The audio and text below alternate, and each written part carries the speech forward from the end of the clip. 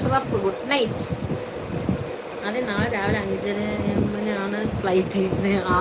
അല്ല, ഞാൻ ചോദിച്ചതിന് മറുപടി പറയില്ല. ഇന്ന് നീ എന്താണ് ഇവിടെ അത് പറ. അല്ലെങ്കിൽ ഇത്ര ടൈം എന്നൊക്കെ പറയാറുണ്ടല്ലോ. പാകിസ്ഥാനിൽ പോകുകയാണ് എൻ്റെ അക്കുമൻ. പിന്നല്ലാണ്ട് അഞ്ചു ഭാ ഞാനറിയാതെ എനിക്ക് അയ്യോ അടുത്ത തള്ളു എന്തെടുത്ത് അഷ്ഫാഖ്. അത് ശരി, അഷ്റഫ് അല്ല Ashfaq. Hi Ashfaq, good night.